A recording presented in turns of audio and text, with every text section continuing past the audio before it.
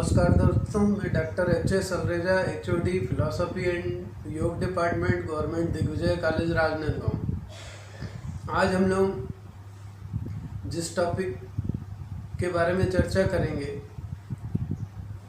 उसका टाइटल है बुद्धिवाद और अनुभववाद।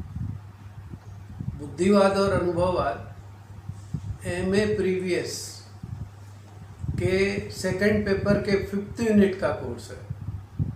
इसी प्रकार BA थर्ड ईयर के फर्स्ट पेपर के भी 5th यूनिट का ये कोर्स है। दर्शन जो है उसकी दो शाखाएं हैं, एक को तत्वमीमांसा कहा जाता है और एक को ज्ञान मीमांसा कहा जाता है। तत्वमीमांसा को अंग्रेजी में मेटाफिजिक्स बोलते हैं और ज्ञान मीमांसा को एपिस्टेमोलॉजी कहते हैं। जो तत्वमीमांसा है वो इस भौतिक जगत के परे जो तत्व हैं उनके बारे में मीमांसा करती है या चर्चा करती है, और ज्ञान मीमांसा दर्शन की जो ब्रांच है वो इस बात पर जांच करती है कि कोई भी ज्ञान की प्रक्रिया क्या है, प्रोसेस क्या है। कोई भी ज्ञान हम जो प्राप्त करते हैं उसको ऑथेंटिक कब कहा जा सकता है, उसकी पूरी पद्धति के बारे में ज्ञान मीमांसा चर्चा करती है। इस संदर्भ में वेस्टर्न फिलॉसफी यानी पाश्चात्य दर्शन में एक बहुत ही रोचक डिस्कशन या चर्चा लंबे समय तक चली, और ये ट्रेंड जो है वो बुद्धिवाद और अनुभववाद कहलाता है। बुद्धिवाद का जो परंपरा चला पाश्चात्य दर्शन में वो 3 दार्शनिकों से होकर गुजरा, डेकार्ट, स्पाइनोजा और लाइबनिज। इन तीनों को बुद्धिवादी दार्शनिक कहा जाता है। इसी प्रकार से लाक, बर्कले, ह्यूम, ये 3 दार्शनिकों को अनुभववादी दार्शनिक कहा जाता है। ये 6 दार्शनिक जो है वो डेकार्ट के बाद स्पिनोजा है, स्पिनोजा के बाद लाइबनिज आए, लाइबनिज के बाद लाक आए, लाक के बाद बर्कले और बर्कले के बाद ह्यूम आए। तो इस तरह से बुद्धिवाद के समर्थन में 3 दार्शनिक हैं और अनुभववाद के समर्थन में 3 दार्शनिक हैं। अब सबसे पहले हम लोग देखेंगे कि बुद्धिवाद और अनुभववाद है क्या। बुद्धिवाद जो है वो ये कहता है कि जो हम ज्ञान प्राप्त करते हैं किसी भी तथ्य चीज का, वो सारा ज्ञान हमारे बुद्धि में पहले से ही उपलब्ध रहता है। और अनुभववाद कहता है कि ज्ञान जो है वो हमारी बुद्धि में उपलब्ध नहीं रहता। ज्ञान हम हमेशा बाहर की जो संवेदनाएं, बाहर की जो अनुभव हैं उनसे प्राप्त करते हैं।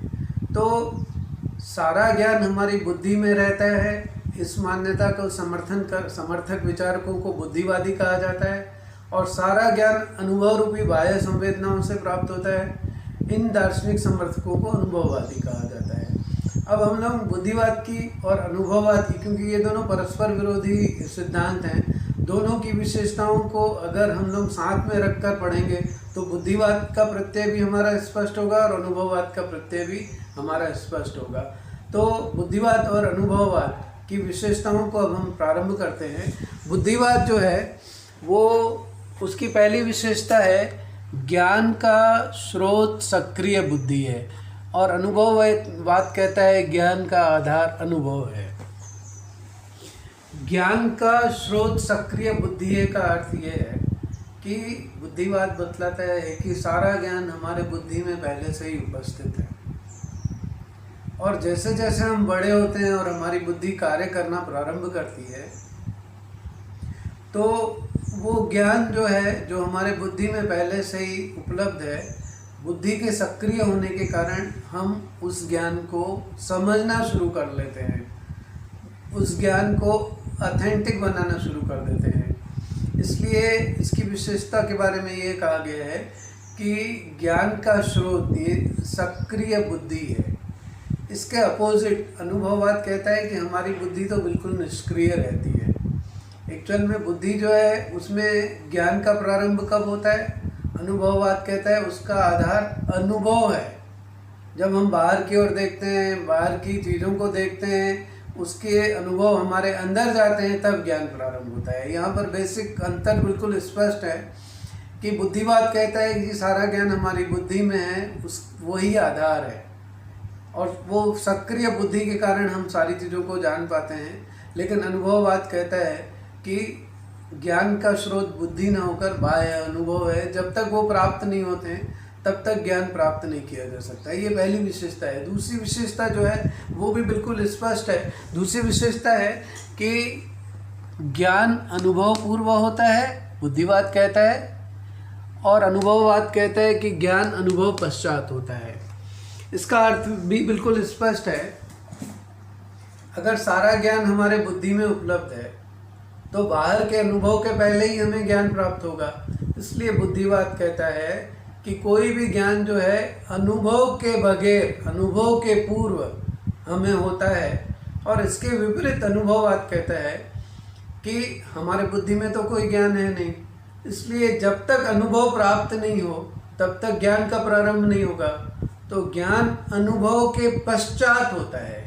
बुद्धिवाद कहता है अनुभव के पूर्व होता है, अनुभववाद कहता है अनुभव के पश्चात होता है। इसके बाद हम तीसरी विशेषता देखेंगे जो इसके सिद्धांत का मूल आधार है। तीसरी विशेषता में बुद्धिवाद बतलाता है कि बुद्धि में जन्मजात प्रत्यय होते हैं। अनुभववाद कहता है कि ज्ञान की सामग्री बाह्य अनुभववादी संवेदनाएं हैं। इसको स्पष्ट करेंगे। बुद्धिवाद कहता है कि कोई भी बच्चा जब पैदा होता है तो पैदा होने के साथ उसके बुद्धि में सारा ज्ञान उपलब्ध रहता है, जन्मजात रहता है, इनेट आइडियाज रहते हैं, यानी सारी चीज़ें उसके जन्म से ही उसके बुद्धि में उपस्थित रहती हैं। जबकि अनुभववाद कहता है कि बुद्धि तो पूरी कोरी स्लेट की तरह होती है, बुद्धि तो पूरी सफ़ेद कागज की तरह होती है, उसमें कुछ भी नहीं होता है। बुद्धि अंधेरे कमरे में किरण की तरह होती है। जैसे गर्मी के ही दिन में जब हम छोटे थे, सोते थे घर में, सारे कमरे बंद करके हमको बोला जाता था कि आप बाहर धूप में मत घूमना, सो जाइए। तो घर में हम सोते थे तो तब खपरों के घर थे, खपरे रहते थे ऊपर। अगर कोई खपरा हट गया हो तो वहाँ से, खपरे से सूर्य की रोशनी की एक किरण उस अंधेरे कमरे में आती थी। अनुभववाद भी वैसा ही कहता है कि हमारा जो दिमाग है, हमारी जो बुद्धि है, वो अंधेरे बंद कमरे की तरह है। उसमें ज्ञान रूपी किरण बाहर से प्रवेश करती है। जबकि बुद्धिवाद कहता है कि सारा ज्ञान जन्म से ही, इनेट आइडियाज, जन्मजात हमारे पास उपलब्ध रहता है। ये इस बुद्धिवाद और अनुभववाद की मूल विशेषता है। उसके बाद हम इसकी चौथी विशेषता को देखेंगे। चौथी विशेषता, बुद्धिवाद कहता है कि ज्ञान निश्चित और सार्वभौमिक है। अनुभववाद कहता है ज्ञान परिवर्तनशील है क्योंकि अनुभव स्थायी नहीं होता है।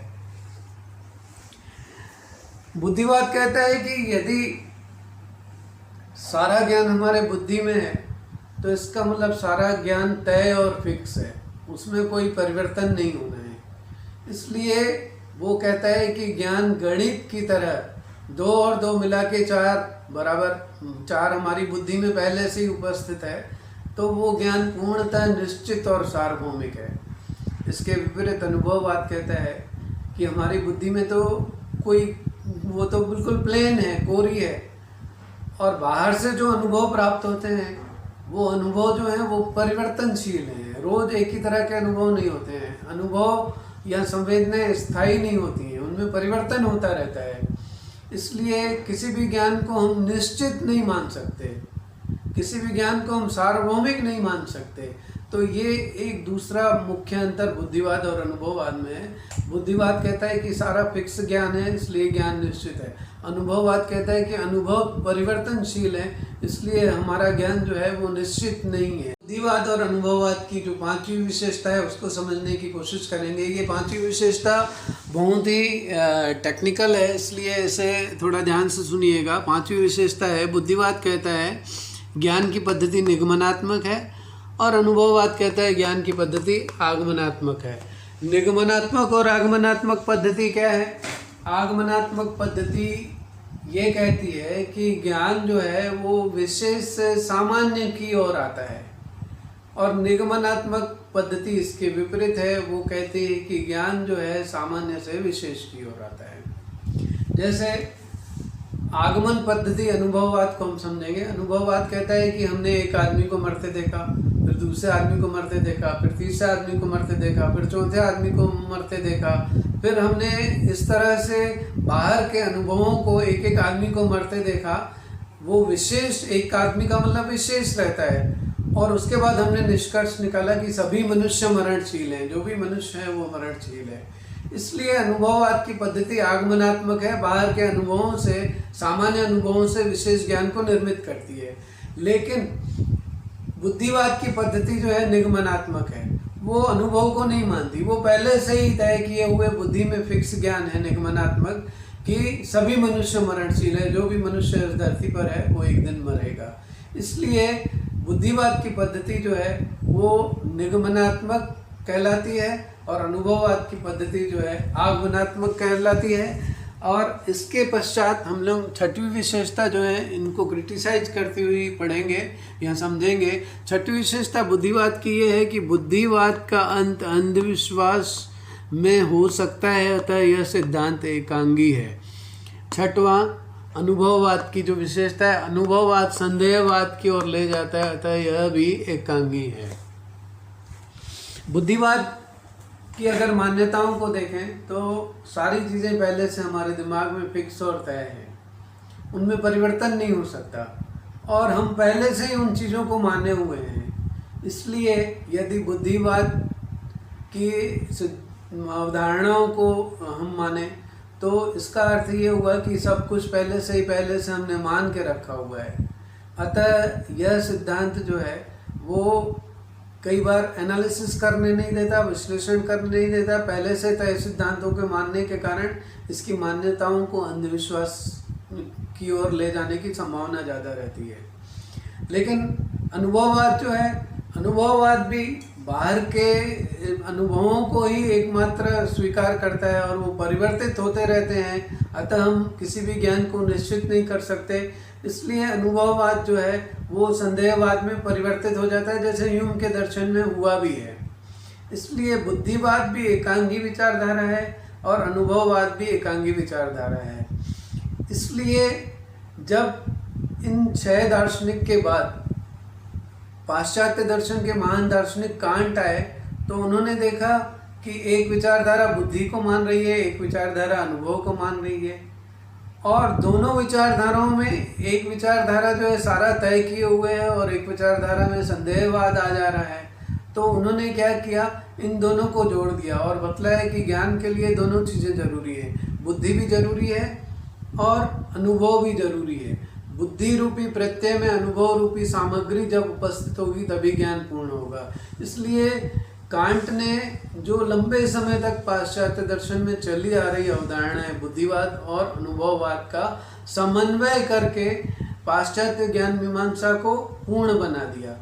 ये जो कॉन्सेप्ट है इसको आप अच्छे से बुद्धिवाद और अनुभववाद और समन्वयवाद तीनों को अगर समझेंगे, उसके बाद पाश्चात्य दर्शन की किसी भी किताब में आप खोल कर देखेंगे तो इस कॉन्सेप्ट के बाद आपको सारी चीज़ें एकदम स्पष्ट समझ में आनी शुरू हो जाएंगी। धन्यवाद।